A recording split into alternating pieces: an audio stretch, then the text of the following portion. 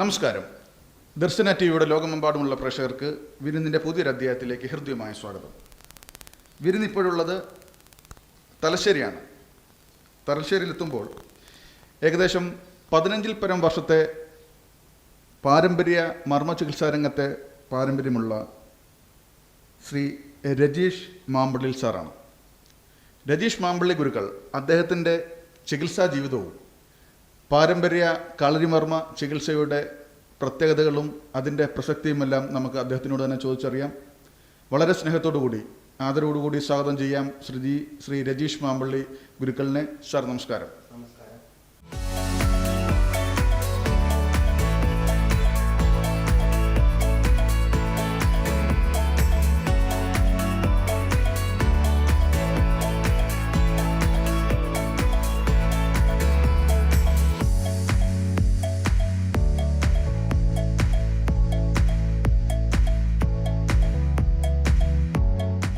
ഗുരുക്കൾ, ജഗന്നാഥ പാരമ്പര്യ കളരിമർമ്മ ചികിത്സാ കേന്ദ്രം നമ്മുടെ തലശ്ശേരി ടെമ്പിൾ ഗേറ്റിൻ്റെ അടുത്ത് സ്ഥിതി ചെയ്യുന്ന ഈ ഒരു സ്ഥാപനത്തിൻ്റെ തുടക്കവും അതുപോലെ ഗുരുക്കളുടെ ഈ ഒരു ചികിത്സാ ജീവിതത്തിലേക്ക് കടന്നു വരാനുണ്ടായ സാഹചര്യവും നമുക്ക് അതിൽ നിന്ന് തന്നെ തുടങ്ങാം. എന്താണ് പറയാനുള്ളത്? ഞാൻ ശരിക്ക് ഈ കളരിമർമ്മ ചികിത്സ ഒരു പ്രൊഫഷണലായി കൊണ്ടുപോകാൻ വിചാരിച്ച ഒരാളല്ല. പക്ഷേ എൻ്റെ വലിയച്ഛൻ അമ്മയുടെ ഹസ്ബൻഡ് അവർ നല്ല ഗുരുക്കളായിരുന്നു, ശിവപുരത്തായിരുന്നു. അപ്പോൾ ആ ഒരു ഇൻസ്പിറേഷനാണ് എനിക്ക് ഈ രംഗത്തേക്ക് ഫീൽഡിലേക്ക് വരാൻ ഏറ്റവും കൂടുതൽ സഹായിച്ചിട്ടുള്ളത്. പിന്നെ ബേസിക്കലി മാമ്പള്ളി ബേക്കറി ഫാമിലി ആയിൽ ഞാൻ മാത്രമേ ഈ ഒരു ട്രീറ്റ്മെൻറ്റ് ഫീൽഡിലുള്ളൂ എത്തിയിട്ടുള്ളൂ. ബാക്കി എല്ലാവരും ബേക്കറി ഫീൽഡിൽ തന്നെയാണുള്ളത്. കേരളത്തിലെ ബേക്കറി ലോകം തുറന്നു കൊടുത്ത ഒരു വലിയൊരു അതെ ആ പാരമ്പര്യത്തിൽ ഞാൻ മാത്രം ഈ കളരി മർമ്മ ചികിത്സ മേഖലയിൽ ഉള്ളൂ. ബാക്കി എല്ലാവരും ബ്രദേഴ്സും എല്ലാവരും ബേക്കറി ഫീൽഡ് തന്നെയാണ് ഇപ്പോഴും. ഞാൻ മാത്രമേ ഈ ഫീൽഡിലുള്ളൂ. ആദ്യകാലം ഓർത്തെടുക്കുമ്പോൾ നമ്മുടെ ആദ്യകാല ചികിത്സകൾ ആ സമയത്ത് എങ്ങനെയായിരുന്നു നമ്മുടെ ട്രീറ്റ്മെന്റിന്റെ ഒരു രീതി? ആദ്യകാല ചികിത്സ എന്ന് പറയുമ്പോൾ ആദ്യം എനിക്ക് ഇത് ഉപദേശിച്ചു തന്നത് എൻ്റെ അച്ഛൻ്റെ ചേട്ടനാണ്. ഞാൻ അച്ചാച്ചൻ എന്ന് വിളിക്കുന്ന അച്ചാച്ചനാണ് എനിക്കിത് ആദ്യമായിട്ട് ഉപദേശിച്ചു തരുന്നത്. പുള്ളിയുടെ കയ്യിലുള്ളത് തീർന്നപ്പോൾ പുള്ളിയുടെ ഒരു സുഹൃത്തായ ബാലൻ ഗുരുക്കളെ കൊണ്ടേ പരിചയപ്പെടുത്തി തരും. ബാലൻ ഗുരുക്കളാണ് അതിന് ശേഷം 3-4 വർഷത്തോളം ബാലൻ ഗുരുക്കളടുത്ത് അയാൾ മരുന്നും കാര്യങ്ങളൊക്കെ ഞാൻ അങ്ങനെയാണ് പരിശീലിച്ചു വന്നത്. നമ്മുടെ സ്ഥാപനത്തിൽ ഇപ്പോൾ താങ്കൾ പറയുണ്ടായ താങ്കളുടെ ഏകദേശം 15-ൽ പരം വർഷമായി താങ്കൾ ഈ ഒരു മേഖലയിലേക്ക് കടന്നു വന്നിട്ട് തന്നെ ചികിത്സാ രീതി തുടങ്ങിയപ്പോൾ ആദ്യ കാലഘട്ടങ്ങളെക്കുറിച്ച് പറഞ്ഞു വന്നപ്പോൾ താങ്കളുടെ ആദ്യകാല ഓർമ്മകളിൽ നിന്നും വ്യത്യസ്തമായി നമ്മൾ ഈ ഒരു സമയത്ത് ഇപ്പോൾ നമ്മുടെ സെൻറ്ററിൽ നിന്നും കൊടുക്കുന്ന ട്രീറ്റ്മെൻറ്റ് ഏതൊക്കെ രോഗങ്ങൾക്കുള്ള ചികിത്സകളാണ് പ്രധാനമായും നമ്മൾ ചെയ്യുന്നത്? പ്രധാനമായും നമ്മൾ ഞരമ്പ് സംബന്ധമായ അസുഖങ്ങൾക്കാണ് കളരി മർമ്മ ചികിത്സ എന്ന് പറയുമ്പോൾ മർമ്മ സംബന്ധമായ ഇതാണ് ചെയ്യുന്നത്. പക്ഷേ അതിൻ്റെ കൂട്ടത്തിൽ നമ്മൾ നേരത്തെ എനിക്ക് പാരമ്പര്യമായിട്ട് കിട്ടിയ കുറേ ഗ്രന്ഥങ്ങളിൽ നിന്ന് ഉള്ള ട്രീറ്റ്മെൻറ്റ് ചെയ്യുന്നുണ്ട്. മൈഗ്രെയിൻ, അതുപോലെ പിന്നെ പൈൽസ്, ഇതിനൊക്കെ നമ്മളെ പച്ചമരുന്ന് ട്രീറ്റ്മെൻറ്റ് തന്നെയാണുള്ളത്, ആയുർവേദം തന്നെ. അതാണ് ചെയ്തുകൊണ്ടിരിക്കുന്നത് ഇപ്പോൾ. അത് കളരി മർമ്മ ചികിത്സ മാത്രമല്ല അല്ലാതെ എല്ലാ അറിവുകളും ഉപയോഗിക്കുന്നുണ്ട്. നാഡീ ചികിത്സകൾ മുതൽ അല്ലെങ്കിൽ പച്ചമരുന്നിന്റെ പൈൽസ് പോലുള്ള അല്ലെങ്കിൽ മൈഗ്രെയിന്, തലവേദന, പിന്നെ പീരിയഡ് പ്രോബ്ലംസ്, മെൻസ്ട്രൽ പ്രോബ്ലംസ്, അതിനൊക്കെ ഉള്ള ട്രീറ്റ്മെൻറ്റ് ചെയ്യുന്നുണ്ട്. അതൊക്കെ വളരെ കൃത്യമായിട്ടാണ് നടന്നു വന്നത്. ഈ ചികിത്സാ ജീവിതത്തിൽ ഇപ്പോൾ താങ്കളുടെ ഈ ഒരു ചികിത്സാ ജീവിതത്തിൽ പെട്ടെന്ന് ഓർത്തെടുക്കാൻ പറ്റുന്ന അനുഭവങ്ങൾ വല്ലതും? ഓർത്തെടുക്കാൻ പറ്റുന്നതെന്ന് പറഞ്ഞാൽ ഒരുപാട് അനുഭവങ്ങളുണ്ട്. പക്ഷേ മനസ്സിലിപ്പോൾ തങ്ങി നിൽക്കുന്ന അഴീക്കോടുന്നൊരു സ്ത്രീ അവരെ എടുത്തു കൊണ്ടുവരികയത് എൻ്റെ അടുത്ത്. അപ്പോൾ ഓൾറെഡി അവർക്ക് ഷുഗറുണ്ട്, പ്രഷറുണ്ട്, എല്ലാത്തിനും ഒരു ട്രീറ്റ്മെൻറ്റ് എടുത്തുകൊണ്ടിരിക്കുന്നുണ്ട്, അലോപ്പതി ട്രീറ്റ്മെൻറ്റ് എടുത്തുകൊണ്ടിരിക്കുന്നുണ്ട്. അപ്പോൾ അവർ തീരെ രക്ഷപ്പെടില്ല എന്ന് പറഞ്ഞ് നടക്കാനൊന്നും പറ്റില്ല എന്ന് പറഞ്ഞ് 3 ദിവസം കൊണ്ട് ഞാൻ നടന്ന് അവർ സ്വന്തമായിട്ട് ബസ് കയറി പോകായിരുന്നു വീട്ടിലേക്ക്. അപ്പോൾ അതൊക്കെ നമുക്ക് മനസ്സിൽ ഭയങ്കര, അവർ ഇന്നും എന്ത് കാര്യം ചെയ്യുമ്പോഴും അലോപ്പതി ഡോക്ടറെ കാണിക്കുമ്പോഴും ഈ മരുന്ന് കഴിക്കട്ടെ എന്ന് എന്നെ വിളിച്ചു ചോദിക്കും. അത്രയും ഒരു അങ്ങനെയുള്ള ഒരുപാട് എക്സ്പീരിയൻസ് ഉണ്ട്. പക്ഷെ ഇപ്പോൾ പെട്ടെന്ന് ചോദിക്കുമ്പോൾ നമുക്കൊന്നും മെമ്മറിയിൽ ഓർത്തെടുക്കാൻ പറ്റുന്നില്ല. എങ്കിലും ഈ ഒരു നമ്മുടെ പ്രോഗ്രാം കണ്ടുകൊണ്ടിരിക്കുന്ന പ്രേക്ഷകർക്ക് ഇപ്പോൾ താങ്കൾ കളരി മർമ്മ ചികിത്സകൾ മാത്രമല്ല എല്ലാ പാരമ്പര്യ ചികിത്സകളും താങ്കളുടെ ഭാഗത്തുനിന്ന് ചെയ്തു കൊടുക്കുന്നുണ്ട്.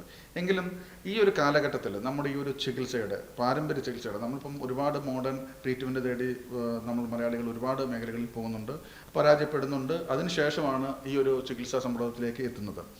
ഈ ഒരു സമയത്ത് നമുക്ക് അവർക്ക് കൊടുക്കാനുള്ള നമ്മുടെ ട്രീറ്റ്മെൻറ്റിൻ്റെ പ്രസക്തി എന്തുകൊണ്ട് നമ്മളിത് തിരഞ്ഞെടുക്കണം എന്നതിനെക്കുറിച്ച് രണ്ട് വാക്ക് പറയാൻ കഴിയുമോ?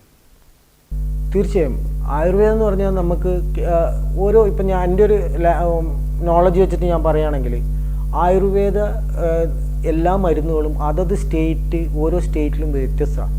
കാരണം ഓരോ സ്റ്റേറ്റിലെ ക്ലൈമറ്റിനനുസരിച്ചുള്ള ട്രീറ്റ്മെൻറ്റിന് വേണ്ടുന്ന ചെടികൾ അവിടെ മാത്രമേ വളരുള്ളൂ.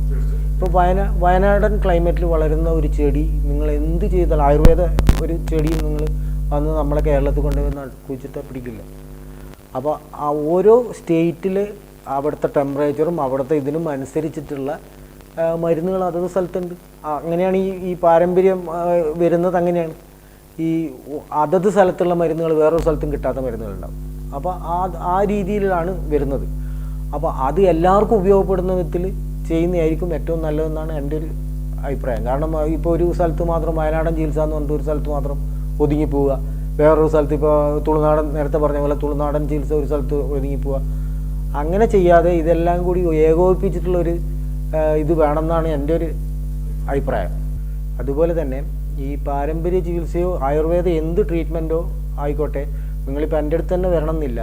നിങ്ങൾക്ക് അതത് ഏരിയയിലുള്ള ഏതെങ്കിലും പാരമ്പര്യ ചികിത്സ എൻ്റെ അടുത്ത് പോകുന്നതിൽ ആയിരിക്കും ഏറ്റവും കൂടുതൽ ഗുണം ചെയ്യാമെന്ന് എനിക്ക് തോന്നുന്നു. കാരണം ഈ പാരമ്പര്യ ചികിത്സ വരുന്നത് ഒരു കാരണവശാലും സൈഡ് എഫക്റ്റ് ഇല്ലാത്ത മെഡിസിൻസ് ആയിരിക്കും. ഇപ്പോൾ പച്ചമരുന്ന് ഒരു കാരണവശാലും സൈഡ് എഫക്റ്റ് ഉണ്ടാവില്ല. അപ്പോൾ അതുകൊണ്ട് അതത് ഏരിയയിലുള്ള ഇത്രയും ദൂരത്തെല്ലാം വരാൻ പല ആൾക്കാർക്കും ബുദ്ധിമുട്ടും കാര്യങ്ങളൊക്കെ ഉണ്ടാവും. അപ്പോൾ അതത് ഏരിയയിലുള്ള ഏറ്റവും നല്ല ആയുർവേദ ട്രീറ്റ്മെൻറ്റ് എവിടെയാണോ അവിടെ പോകുന്നതായിരിക്കും നല്ലത്. ഗുരുക്കൾ, അതുപോലെ ഈ ഒരു സാഹചര്യത്തിൽ, കാരണം പ്രത്യേകിച്ച് ഈ കോവിഡ് വന്നതിന് ശേഷം ഒരുപാട് വെല്ലുവിളികൾ നേരിടുന്ന ഒരു മേഖലയായി മാറിയിരിക്കുകയാണ് പാരമ്പര്യ ചികിത്സ. കാരണം ഒരുപാട് പാരമ്പര്യ ചികിത്സ കൊണ്ട് കഴിവ് തെളിയിച്ച ഒരുപാട് വൈദ്യന്മാർക്കും ഗുരുക്കന്മാർക്കും ഒക്കെ ഇപ്പോൾ അതൊരു വലിയൊരു ഒരു ബാധ്യതയായി മാറിയിരിക്കുന്ന ഈ ഒരു സാഹചര്യത്തിൽ എന്താണ് താങ്കൾക്ക് നമ്മളുടെ പ്രേക്ഷകരോടും അതുപോലെ തന്നെ ഈ പൊതുസമൂഹത്തിനോടും പറയാനുള്ളത്? പാരമ്പര്യ ചികിത്സയെ പറ്റി പറയുകയാണെങ്കിൽ ഒന്നാമത് ഇതിൻ്റെ ഏറ്റവും വലിയ ഡ്രോബാക്ക് എന്താണെന്ന് പറഞ്ഞാൽ ഓരോ ജില്ലയിൽ 4-5 സംഘടനകളാണ്. അപ്പോൾ ഈ പാരമ്പര്യ ചികിത്സ ഇനിയിപ്പോൾ പാരമ്പര്യ ചികിത്സ ആയിക്കോട്ടെ, ആയുർവേദ ചികിത്സ ആയിക്കോട്ടെ, യുനാനി ആയിക്കോട്ടെ, എന്തായിക്കോട്ടെ, ഇതിനെല്ലാം കൂടി ഒരു യൂണിറ്റി ഉണ്ടാക്കിയിട്ട് ഓൾ കേരള എന്ന് പറഞ്ഞിട്ട് അങ്ങനെ ഒരു സംഘടന ഉണ്ടാവുകയാണെങ്കിൽ ഇതിന് കുറച്ചും കൂടി ബലം കിട്ടും എന്നാണ് എനിക്ക് തോന്നുന്നത്. ഒരുമിച്ച് പോയാലേ ഇത് പറ്റൂ. ഇപ്പോൾ ഞാൻ പറയാം, എൻ്റെ ഒരു ഇത് പറയാന്ന് വെച്ചാൽ, ഞാനൊരു മീറ്റിങ്ങിൽ ഇതേപോലെ ഇങ്ങനൊരു ചർച്ച വന്നപ്പോൾ ഞാൻ പറഞ്ഞിരുന്നു, ഇപ്പോൾ തലശ്ശേരിയിൽ ഞാൻ അറേഞ്ച് ചെയ്ത് തരാം. ഇപ്പോൾ വടകരയിലുള്ള ഒരു വൈദ്യർ തലശ്ശേരിയിൽ വരുന്നത് തലശ്ശേരിയിലുള്ള വൈദ്യർ തന്നെ ചികിത്സിക്കുന്നതായിട്ട് വ്യത്യാസമുണ്ട്. ഇപ്പോൾ അപ്പോൾ ഈ ഒരു ദിവസം ഇപ്പോൾ ഒരു ക്യാമ്പ് പോലെ വെച്ചിട്ട് മെഡിസിൻസൊക്കെ മിക്കവാറും ആയുർവേദ മെഡിസിൻസൊക്കെ നമുക്ക് ഈ സാമ്പിൾസ് കിട്ടും. അപ്പോൾ സാധാരണക്കാർക്ക് ഈ മരുന്ന് എത്തിച്ചു കൊടുക്കാൻ പറ്റും.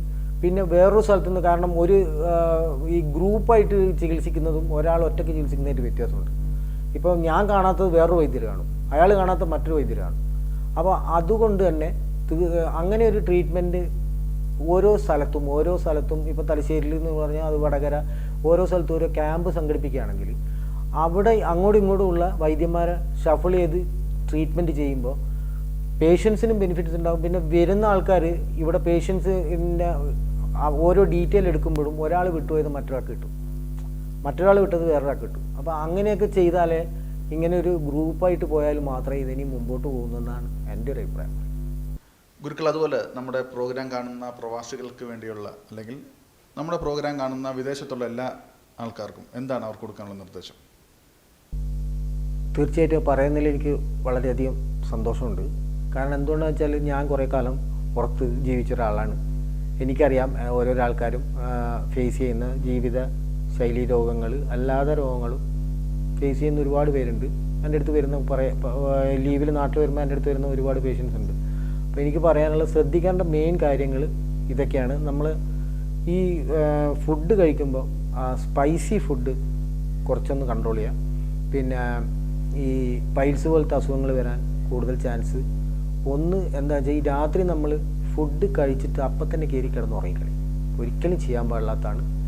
പ്രത്യേകിച്ച് വിദേശികളായ ആൾക്കാർ, എല്ലാവർക്കും നല്ലതാണ്. കുറച്ച് ഒരു അരമണിക്കൂറെങ്കിലും വീട്ടിൽ ഫുഡ് കഴിച്ചതിന് ശേഷം ഒന്ന് അങ്ങോട്ടും ഇങ്ങോട്ടും നടക്കുക. വലിയ ഹെവി എക്സസൈസ് ഒന്നും ചെയ്യണമെന്ന് ഞാൻ പറയില്ല. അപ്പോൾ ജസ്റ്റ് ഒന്ന് ആ ഡൈജസ്റ്റിനൊരു ടൈം കൊടുക്കണം. കാരണം ഒരു 2 മണിക്കൂറെങ്കിലും മിനിമം നമ്മളെ ഫുഡ് ഡൈജസ്റ്റ് ചെയ്യാൻ എടുക്കും കംപ്ലീറ്റ് ആയിട്ട്. അപ്പോൾ ഈ ഡൈജഷൻ പ്രശ്നം ഉള്ളപ്പോഴാണ് ഈ കോൺസ്റ്റിപ്പേഷൻ വരുന്നത്. അപ്പോൾ അത് കഴിയുന്നതും രാത്രി കാലങ്ങളിൽ എന്തെങ്കിലും ജ്യൂസൊക്കെ കഴിക്കുക. അപ്പോൾ ഫ്രൂട്ട് ജ്യൂസ്, നെല്ലിക്കയൊക്കെ ആണെങ്കിൽ വളരെ നല്ലതാണ്, ശരീരത്തിന് മെമ്മറിക്ക് നല്ലതാണ്. അപ്പോൾ അതെല്ലാവർക്കും അറിയാം, ആയുർവേദത്തിൽ കേരളത്തിലുള്ള ജീവിക്കുന്ന എല്ലാവർക്കും അറിയാം നെല്ലിക്ക നല്ലതാണെന്ന്. അപ്പോൾ അതൊരു ജ്യൂസൊക്കെ കഴിച്ച് കിടന്നുറങ്ങുകയാണെങ്കിൽ കാലത്ത് എണീക്കുമ്പോൾ നല്ല ഫ്രഷ് ആയിട്ടുണ്ടാവും.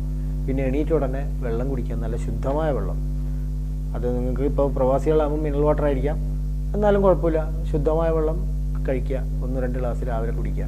ഇതൊക്കെ കുറേ കോൺസ്റ്റിപ്പേഷനും ഈ മൂത്രം കറക്റ്റ് പോകുന്നുണ്ടോ, യൂറിൻ ശരിക്കും പോകുന്നുണ്ടോ, ഇതൊക്കെ എപ്പോഴും ഇത് രണ്ടും കറക്റ്റ് അല്ലെങ്കിൽ പല അസുഖങ്ങളും അതിന് കണക്റ്റഡായിട്ട് നമുക്ക് വരുന്നുള്ള മനസ്സിലാക്കുക. അപ്പോൾ എല്ലാ പ്രവാസികൾക്കും നല്ല ആയുരാരോഗ്യം നേരുന്നു. വളരെയധികം നന്ദി ശ്രീ രജീഷ് വെമ്പള്ളി ഗുരുക്കൾ. കാരണം താങ്കളുടെ ചികിത്സാ ജീവിതവും താങ്കളുടെ ഇത്രയും വർഷത്തെ അനുഭവങ്ങളും അതുപോലെ പ്രേക്ഷകർക്ക് കൊടുത്ത നിർദ്ദേശങ്ങളും താങ്കളുടെ ജീവിത വിജയത്തിലേക്ക് എത്തിപ്പെട്ട കാരണങ്ങളെക്കുറിച്ചെല്ലാം താങ്കൾ വളരെ വിശദമായി സംസാരിക്കുകയുണ്ടായി. തീർച്ചയായിട്ടും നമുക്കറിയാം താങ്കളുടെ ഈ ടൈം നമുക്ക് വേണ്ടി അനുവദിച്ച ഈ ഒരു അരമണിക്കൂർ തന്നെ താങ്കൾക്ക് വിലപ്പെട്ടതാണ്.